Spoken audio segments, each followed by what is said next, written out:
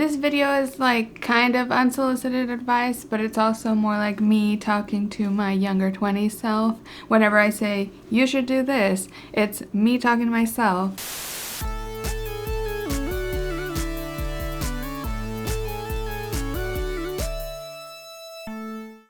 Welcome back to the Miscellaneous channel where we do miscellaneous things. I'm Selene. I typically cover TV, pop culture, internet trends, and other miscellaneous things on this channel, so subscribe if that's your vibe. So today is a miscellaneous things kind of day, for sure. A little different from what I normally do on my channel. I turned 30 this past week. I'm officially old. Just kidding. I feel great, and I'm very happy to be 30. I grew up watching 13 Going on 30 religiously. It's one of my favorite movies of all time, and so I always associate the age of 30 with 30, Flirty, and Thriving and that movie. Actually, I need to watch that movie. I haven't watched it yet for my birthday week. I've had a very lovely birthday, lots of love and support from everybody. My close friends threw me a little brat themed birthday party. I felt like a little kid where my parents threw me a party based on my current obsession, which was Brat Summer. It was still Brat Summer when it happened, so no issues there. And this video is going to be 20 lessons I learned in my 20s, and because I'm a pop culture nerd, I will be trying to incorporate pop culture examples, and most of my lessons have interesting examples I thought of, so take it with a grain of salt. I am only 30. I'm so young. In 10 years when I'm 40, I'll probably look back at this video and think, wow, I was dumb. No, but I think your 20s is such a developmental decade in one's life, and at 30 you definitely don't have it all figured out, but it feels a lot better than in your 20s, if that makes sense. I feel like no one has it figured out ever at any age, and that's a lesson right there. That's a bonus one. That's not even on the list. But yeah, this video is mostly for me to celebrate a milestone kind of birthday, and if you hear anything that you need to hear, I'm going to be having a lot of interesting lessons for my creatives out there, because I'm a very creative person and I feel like I learned a lot of lessons around creativity. So maybe you'll take away something from this, maybe not. Maybe you'll just get to know me better. Maybe you're just here for the cheese man to hear me be vulnerable for a sec. So let me start with my first lesson, and that is all magic comes with a price. And this actually came in my earlier 20s because it came from a TV show called Once Upon a Time on ABC that I was watching during my college years. This was a phrase that was said a lot in the show by the main antagonist character, Rumpelstiltskin, who became, I guess, an anti-hero. I don't know. That show went so many seasons and went kind of off the rails, as most long-running shows do, but this quote really stuck with me, and it's probably like my biggest life lesson ever. That's why it's number one, even though these aren't in any particular order, but it's definitely the first one I thought of. It's kind of my version of like the grass is always greener. It's like everything in life, no matter how good it seems, comes at a price. There's very few moments where something doesn't cost you something else. I feel like when you're growing up, you see all these people be like rich or famous or successful or confident or all these things. Once you grow up, you realize all that usually comes at a price, even the things that seem the best. So like, say you win the lottery, but now all your family is trying to rob you and scam you of the money, or you have to pay taxes on it. I feel like we as humans are always coveting things, and I always try to remind myself when I see someone living some dream I have, it comes with a price. Jenna Marbles is having millions of subscribers. Sounds really awesome until you hear that she's stalked and her home is broken into and doxxed and all these things. So it's just like a lot of us dream of being rich, being successful, being famous, but all magic comes with a price, as Rumpelstiltskin said. Lesson number 2 is it's not over till it's over. This is something I tell myself, and I learned actually from playing a lot of the game Tetris 99. It's a game I got pretty good at on Nintendo Switch that I really like. It's Tetris, but it's competitive. It's Battle Royale Tetris. Whoever's the last standing wins. It's a very practical example for it, but you can be at the very, very top row, and so many people, when they play Tetris, they just give up.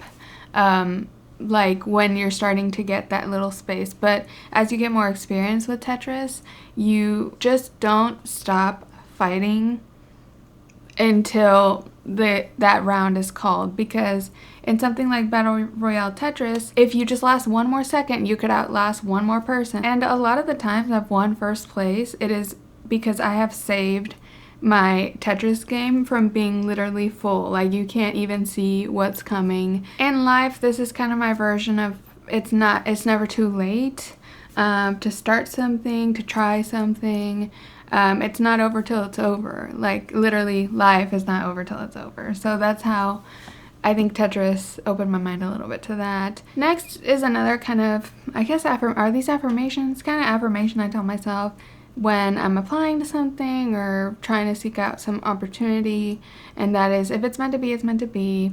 It's something my mom always said, or says, still to this day, and there's like a million stories in pop culture of this. I mean, me being a little Monster Gaga stan, I think of when Lady Gaga was dropped by her first label, and she was at her worst, lowest of lows, and you can see kind of an artistic telling of this story in her Marry the Night music video, which is a masterpiece, if I do say so myself. She had a meeting with Interscope, and they signed her, and then she became Lady Gaga that we know today. And there's like a zillion, I feel like, examples of just like a door closing, another opening later. This kind of might get into like spiritual territory for some people. This is just like God's plan is God's plan, whatever you want to call it. But for me, it's, if it's meant to be, it's meant to be. And when something doesn't go my way, I'm hopeful the next thing that comes around will be better. Now that we went spiritual, my next lesson is pretty practical, and that is to take pictures of your mundane everyday life. I don't know that I have a pop culture example from this, aside from, like, I think I heard this from an older YouTuber at some point. I don't know if it was Jenna Marbles or like Grace Helbig or someone like that. I took it to heart because when I think about like my teenage years, I am so mad I don't have as many pictures. I think maybe a lot of y'all my age were better at documenting with like the MySpace and all the things, but I was so insecure as a teenager that I wasn't taking pictures. I never took pictures of me with my braces, for example. And I don't necessarily want those pictures, but just of my like bedrooms when I was a teen, I just wish I had it all plastered with posters on the walls. And I don't know, just especially in your 20s when you're moving around a lot, life is changing a lot. Even if it's like your messy bedroom, your messy living room, your backyard, whatever it is, take pictures of the spaces you actually see every day, because so many times I would end up with just like the highlights pictures, so like the special occasions pictures, like graduation or my birthday or Christmas, and those are like all the photos I have from my teenage years. And I feel like in my 20s I tried to do a better job of here and there capturing my spaces, and now I'm doing it more in my later 20s and now, but even in my early 20s, I was not doing this, and I regret it because it's the spaces that you're in all the time, every day. Once you're gone from them, you just like don't remember them, or it's nice to have photos of that, or videos of yourself. That's a very practical one, and I recommend just right now take a picture of the room you're in and your view, and just forget about the photo, and then maybe someday it'll be interesting to look back at. Even if it's a mess, like the mess says a lot about just whatever your life is at the moment. Okay, now I want to get into like my creative lessons. I didn't do much organizing of the list, but I try to put my creative ones all together. And these can apply also to a lot of life things or just hobbies or whatever brings you fulfillment. The biggest lesson that I learned about art is that the best art is inspired. The best like quick story that tells this is that bear episode in Copenhagen. And I've talked about this many times because that episode made a big impact, and I just feel like it's summarizes something that applies to like all forms of art or creativity in a really succinct, well-told way. I mean, The Bear season 2 has like amazing storytelling. And to me, what I mean by like inspired, it means that like the art you make, that's going to be the best. It's not about the best equipment. It's not the best technique, best skills. It's just about, does the root of it come from a real, authentic place that inspires you and that you're passionate about? And also, like, a lesson that goes in tandem with this is you have to have times where you're doing nothing, where you're not being productive. Those are the places that inspiration comes from, because it's like the real human experience. I don't know, it's just, this was very eye-opening as a realization, and it's very like, no duh, that's the best art. But I think we creatives get hung up on like, I'm not good enough at this, I'm a beginner, I don't have the best camera or art supplies or voice or whatever art you're pursuing. It's about like, does it come from a real place and can you channel that? And that's the biggest skill for an artist. It's not necessarily the technique, which you also work at the technique along with it, and that's the best art. But if you're an artist, you got to focus on living life and getting inspiration and knowing yourself, to know what drives you and what you're passionate about, to then make art about it and have a message. And if you don't have that at all times, that's fine. I don't think any artist does, but I just think it's the priority. And if you're not inspired, you can use that time to work on your technique or discipline or whatever it is and the skill. And then if you go out and have experiences that you care about, you will get inspired, and then you'll be ready and have the skills for when you get inspired. I don't know if that makes any sense, but it was my big creative aha. And that bear episode really drove it home. And also the movie Soul, where that's my favorite Pixar movie actually, and I feel like that's kind of unpopular opinion because it came out in the streaming era. A lot of people didn't see it, but movie Soul just simplifies literally the human soul and that experience in a way like a child could understand, and it's just so deep and intense, and it's like about death, and it's about creativity and achieving like that flow state. So Soul also helped me, watching it in my 20s helped me come to this lesson in creativity. And my next lesson is kind of similar, and it just goes very along with this, but it's also bigger maybe than even art, and that is that everything is story.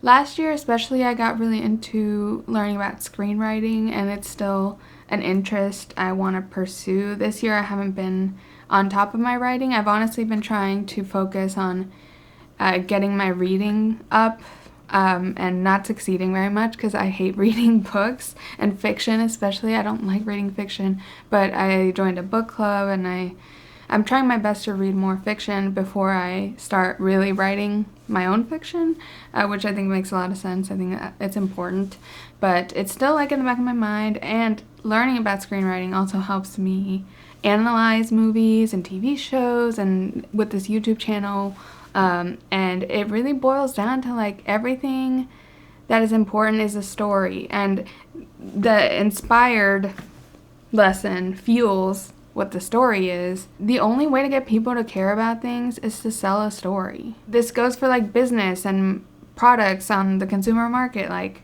the most popular products are the ones with the best story and narrative that they sell and market to the consumer. So I don't know, it's just like an interesting realization of just, if you want people to care about something, you gotta tell a compelling story. No matter where you are and what you're doing. It's not even in the creative world. In the creative world, of course, like that is what we fall in love with. I have a good pop culture example for this actually, and that is Olivia Rodrigo when she blew up in 2021 with the song Driver's License. I feel like the song Driver's License, it's a good song if you enjoy that type of like slower, sad girl pop. But had that song been released and not had any kind of narrative about Olivia Rodrigo dating her co-star on the High School Musical show and how he left her for Sabrina Carpenter or cheated or something, whatever the song implies, that is the story that people bought into, and then the song blew up because of it.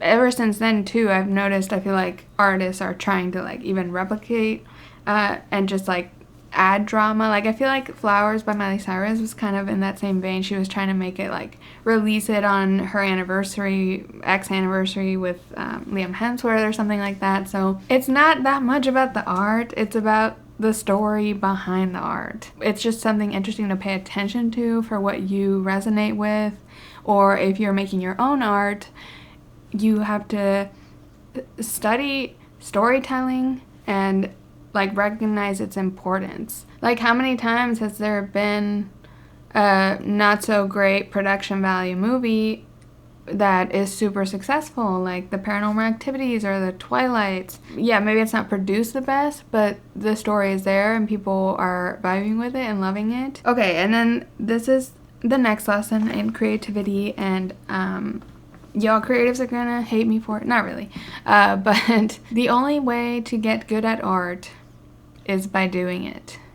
And it sucks because it sucks to be a beginner, and it sucks to not know what you're doing, and it sucks to make bad art. And this is always my biggest advice when people in my real life ask me like, I want to do YouTube, or I want to start a channel, or I want to start this creative thing.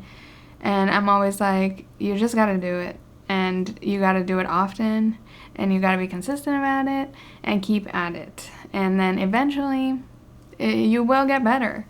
It just takes so much time and so much energy and work for little payoff. Literally no payoff. But that's the only way.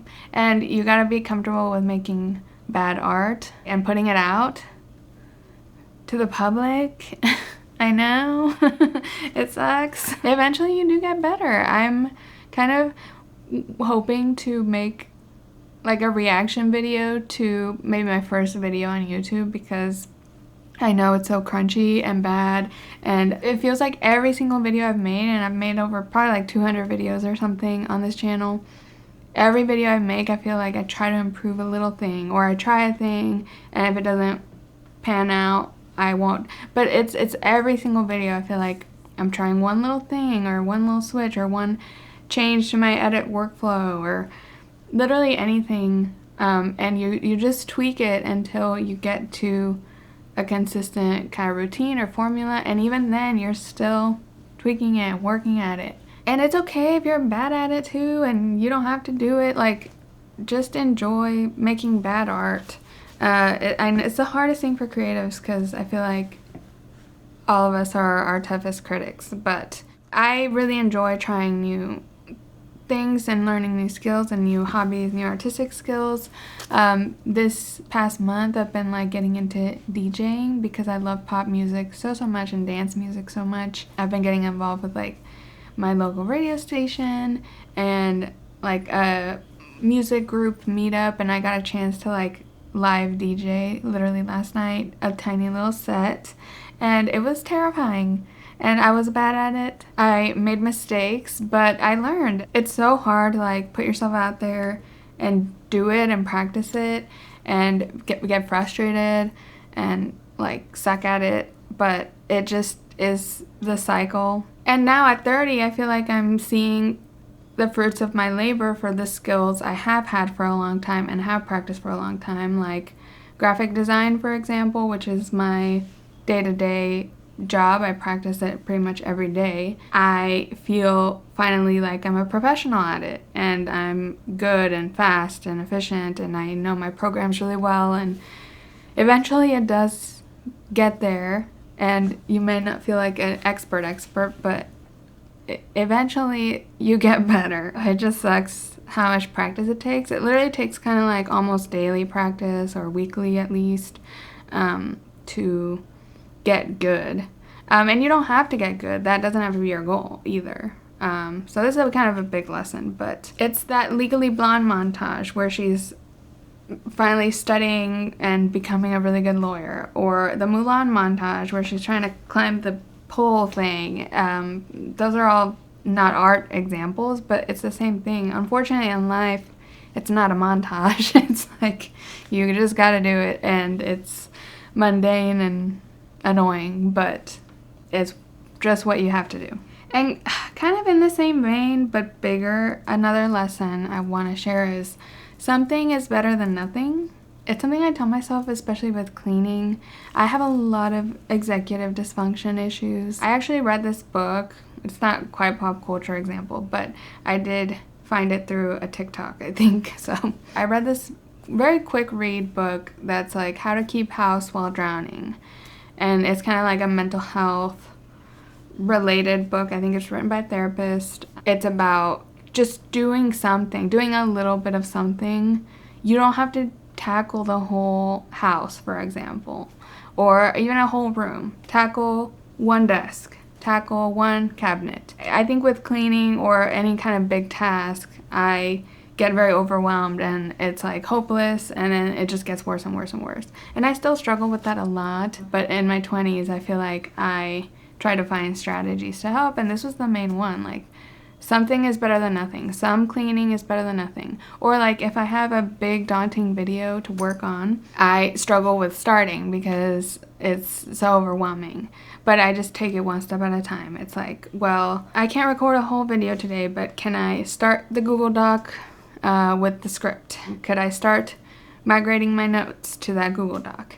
And just taking it literally one step, one by one, and telling myself, like, it's okay if this is all I can do. It's okay if this, and usually I get a few steps further than I even expect. Sometimes momentum builds and sometimes it doesn't. My next lesson is kind of a big one. It's community is important. No, not the show Community. Actually, yes, the show Community. I did watch it in my 20s and it is brilliant, so I recommend it. Though it is problematic in ways, but it's pretty brilliant in so many other ways. No, I think community is so essential. I think the pandemic, especially for people in their 20s, stole a lot of formative years from us. And coming out of the pandemic, I was very lost and feeling very like lonely in ways, even though I do have like a partner and I have close friends. It just felt like not enough, and I just felt like no one understood me fully, and whatever. I was feeling very lonely, and this was like probably a couple years ago, so already into my late 20s, because that's kind of when life was sort of going back to normal in the world since the pandemic had started.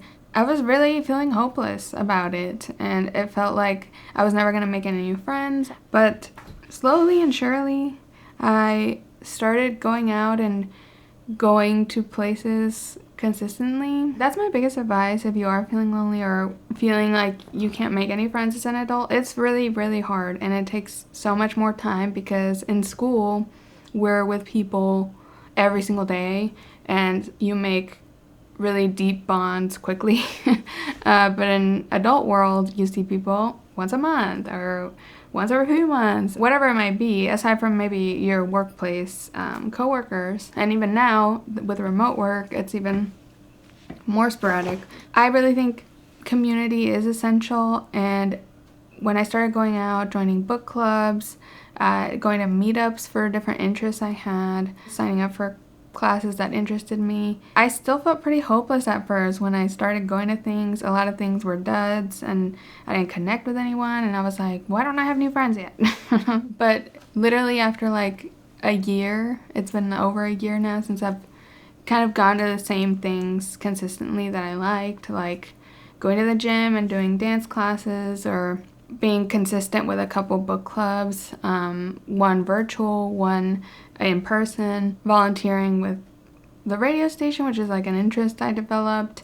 It's all led to a lot of new acquaintances, new friends that share a particular interest. And the good thing about going to any of these types of things is that you have something to bond over, a common interest, whether it's music, whether it's screenwriting, movies, whether it's books, whether it's dancing or exercise, fitness. Even like if you don't talk to anyone, because I am painfully shy when I'm out and about in the world. I am so quiet. I struggle with initiating conversation. I'm super introverted.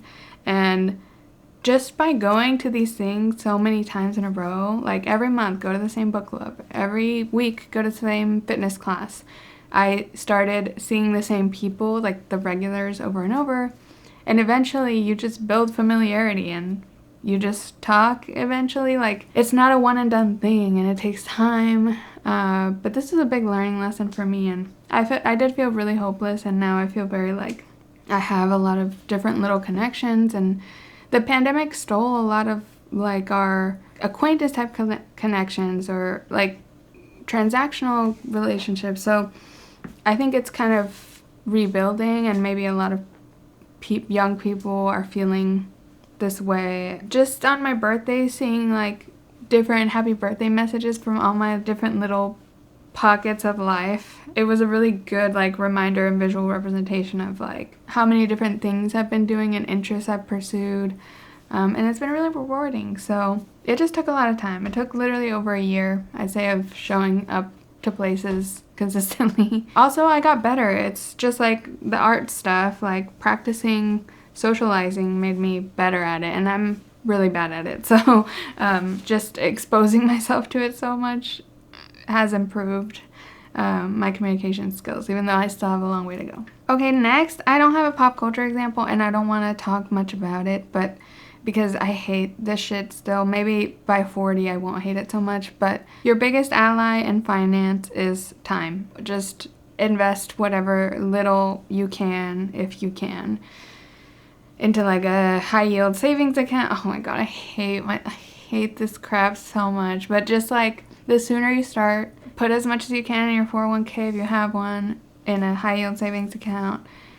The sooner you can do that, the better, even if it's a little amount. Time is the biggest tool in finance. So if you're trying to grow retirement or anything, the sooner you start, the better. That's all I've learned about finance, and I still suck at it. So that's something to tackle for my 30s, I think. Okay, the next one, I'm going to put a trigger warning, and you can skip to this timestamp.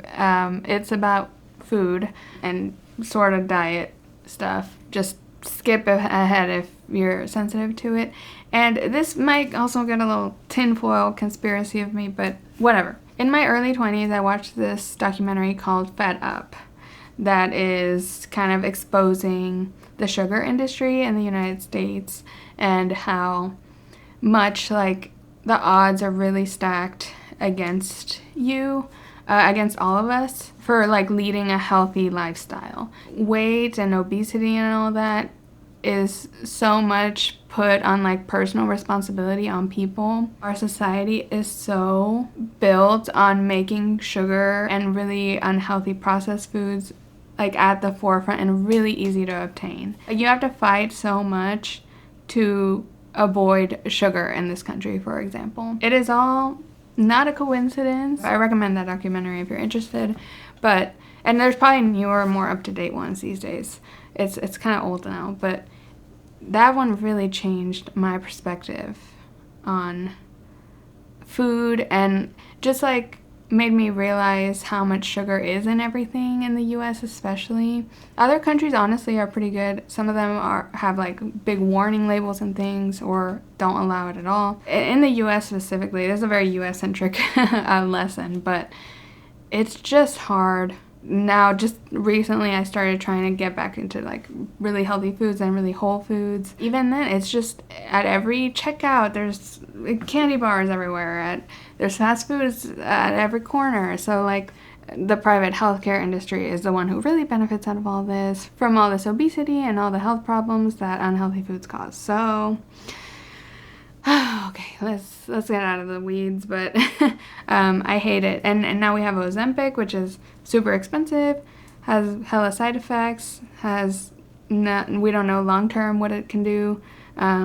Sounds like a miracle cure in theory and sounds promising, but also has these downsides that are a little scary.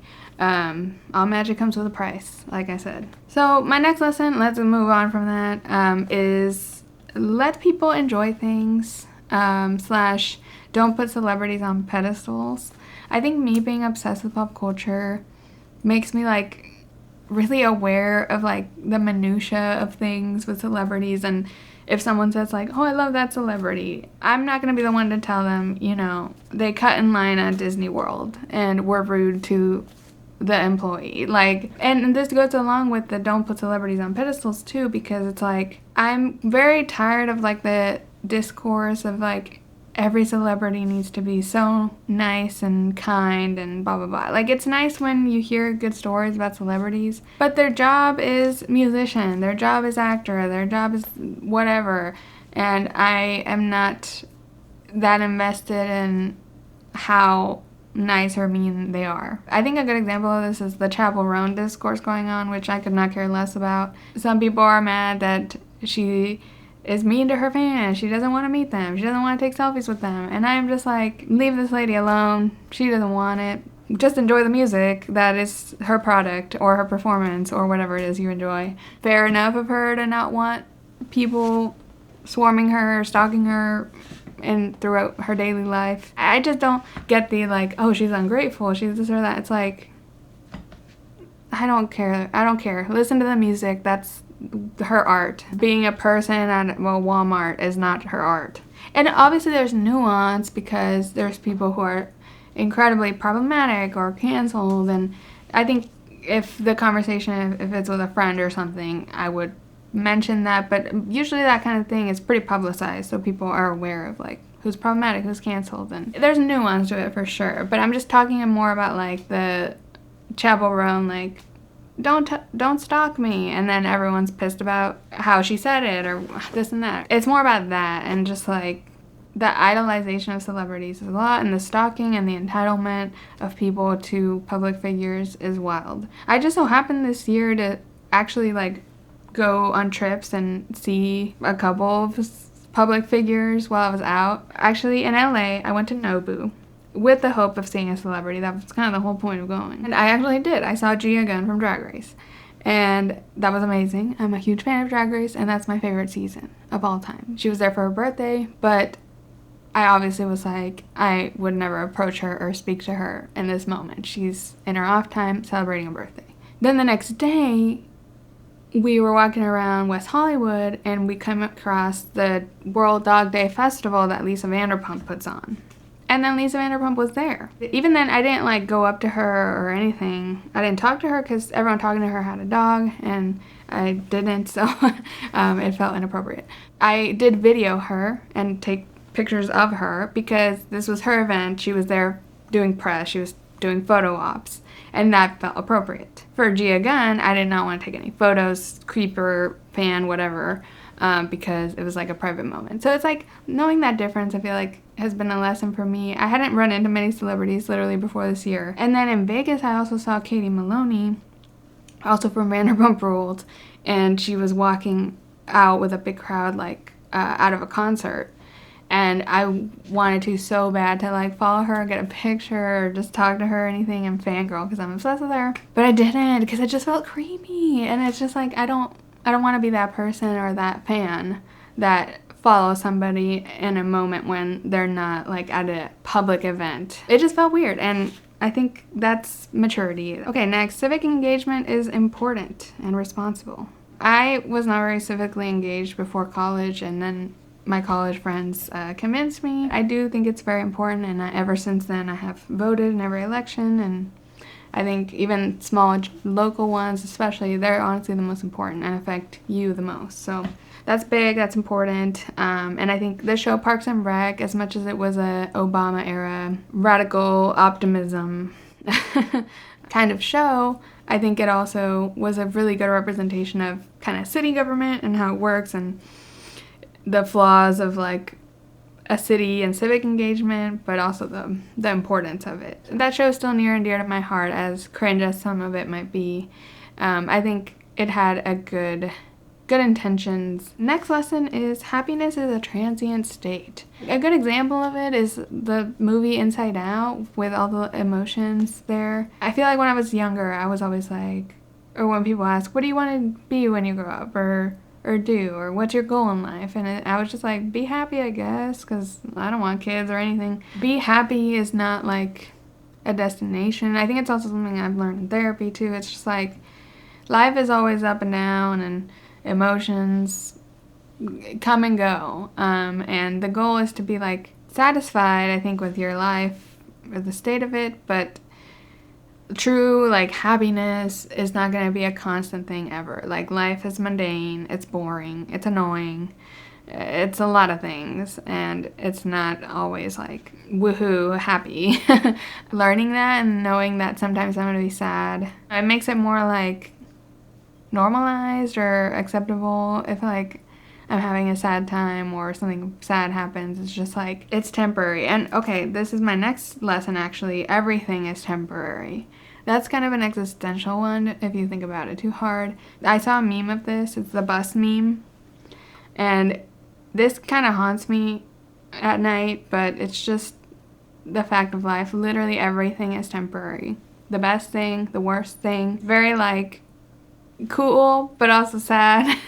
everything in life. So it's like, whenever you're going through a tough time, I remind myself this is temporary. And even when I'm going through a happy time, it's like, enjoy it, it's temporary. That's when it's more sad, but that's a big lesson. Another random lesson for me is life is meant to be enjoyed. I think I learned this really early in my 20s actually, like not to be a workaholic. I learned it in college because in high school I busted my butt to end up, I feel like, in the same place. It's like Booksmart. If you've seen the movie Booksmart, the main characters in it realize they've busted their butt in high school and not partied and not done anything fun.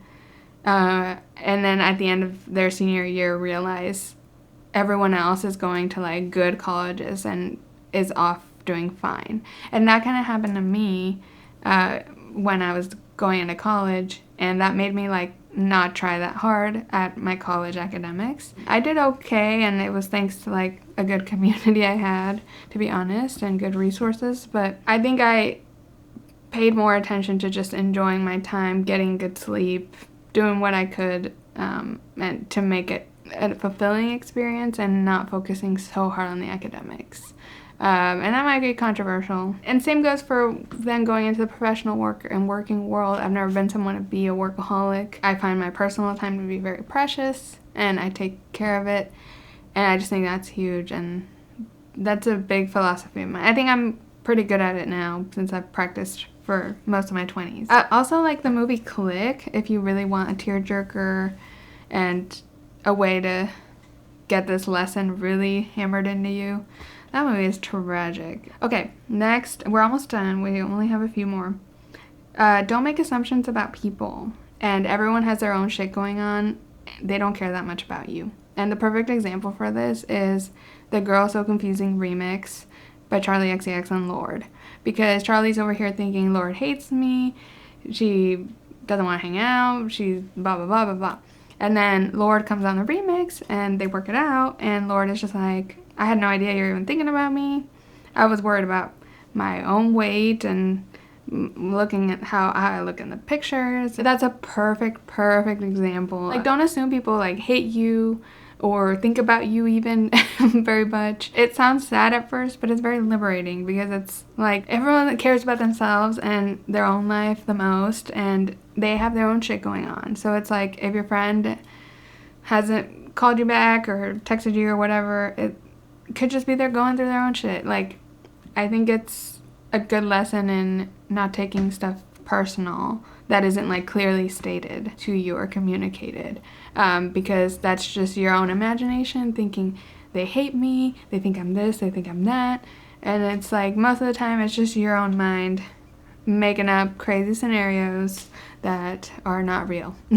It's funny because the original Girl So Confusing song sounds so one-sided after I've heard the remix, and in the remix you literally sonically hear like both sides, and it feels like a complete story now, whereas the first one is just like so one-sided. Like she has no idea what the other person's thinking. The next lesson is very self-explanatory, and it I kind of have covered it. It's a bit of a repeat, but touch grass is great advice, no matter what. For the chronically online, especially, touch grass is something people say on the internet for people that are taking an internet thing too serious. And as much as it is a meme, it is great advice. And if you're just chronically online, just log off sometimes and just go talk to someone in the real world that has no idea. It's so refreshing, and I envy those people. Sometimes. That's final 2. The next lesson is the time will pass anyway. And this is like from a TikTok comment that went viral. I think it was a TikTok about someone doing like a long thing, like going to medical school. I don't know what it was, but something that takes many years. And someone commented like, that's going to take like 10 years or whatever it was. And then I think the original creator or someone commented like, the time will pass anyway. So this is kind of like a lesson that goes with maybe some of the other ones of like, oh, I'm bad at this art thing or whatever. Say it's going to take me 2 years to make new friends. It's going to take me 5 years to get good at painting, like whatever it is. The time will pass anyways. And it'll go by fast. Time goes by so fast now. I feel so old saying that, but it does. That's something I just tell myself when I think about like a skill I want to develop or something I want to try, and it's just like, it's going to take so long to get good, and it's like, the time will pass anyways. When I graduated college, I saw people going to grad school or medical school, and I was like, oh my god, they're crazy. Why would they do that? That's going to take forever. And then now they're all doctors and lawyers and whatever it is, and it's like, oh, the time passed anyway. They did it, and now they're living that life and successful in their careers. Who would have thought? Okay, and then my final lesson is kind of a superficial one, I'm so sorry. You rarely will look any younger or better than you do now. And glow-ups definitely exist, and people look better over time in many ways. Like, people usually develop style, makeup. I definitely developed all that. Nails, all that later in life in my 20s. When I look at pictures of myself, whether it's 2 years ago, 3 years ago, 5 years ago, 8 years ago, 10 years ago, 15 years ago, I'm always like, wow, I have such a good like canvas to work with. I just didn't have any skills to like do makeup or hair or anything, but I look so good. And that's part of why I started this YouTube channel, because I was like 26 at the time. I was starting to learn this lesson exactly, looking at old photos. Like, oh, I'm 26 right now, and I'm not gonna look like this forever. I should document my youth, if anything, just in these YouTube videos. It's just a way to document my aging and my youth. And I have now a lot of footage from when I was 26, 27, 28, 29, and will continue to. I don't know, it's just like a lesson you learn, I feel like, looking at old photos, and a lot of them are cringy, but at the same time it's like, dang, if I could go back to like my 17-year-old body, I would slay like my outfit, my makeup, all that. So I don't know, this one is not like a one-size-fits-all lesson, but for me it's definitely been true, and I think I have more appreciation. Usually, even like a photo I took like 2 months ago, I'll hate it in the moment, and then I'll look at it now and be like, oh, I look cute. It's weird how it works like that. That's my final lesson. That's why I started this YouTube channel. You got me. Like, it wasn't for my passion of pop culture or reality TV. It was to document my youth. No, I'm just kidding. I love my YouTube channel, and it's so fun to have seen it grow and improve, and it's just very motivating to have this project and be consistent, because I tend to like pick up and drop hobbies a lot, and in my 20s I learned sticking to them, you will get better. And I hold all my hobbies near and dear. Like, even if I haven't touched it in years, I know I can go back to it, and I feel like I have a foundation for things. So it's not like, I love all my past hobbies and obsessions, and usually I go back to them even years later, but it's nice that now I've proven to myself that I can stick with certain ones if I just am consistent enough about it and care enough about it. YouTube has been one of them. It's like, I think graphic design is my most developed creative skill, and secondary is YouTube and my YouTube channel. And it's very exciting. I'm on my 4th year. I hope you enjoyed this little extra bonus video. I cut my hair recently, so I'm excited. I feel very good and very weightless. I'm feeling 30, flirty, and thriving. I'm feeling in a gaming mood. I kind of want to do more live streams. I don't know. I'm feeling excited to keep trying stuff on YouTube. Please like this video and subscribe to my channel for my birthday, only if you enjoyed. And you can follow me at Ms. Linnaeus to keep up with me, or just turn on the bell notification here on YouTube. Thank you so much for watching, and I'll catch you in the next one. Bye!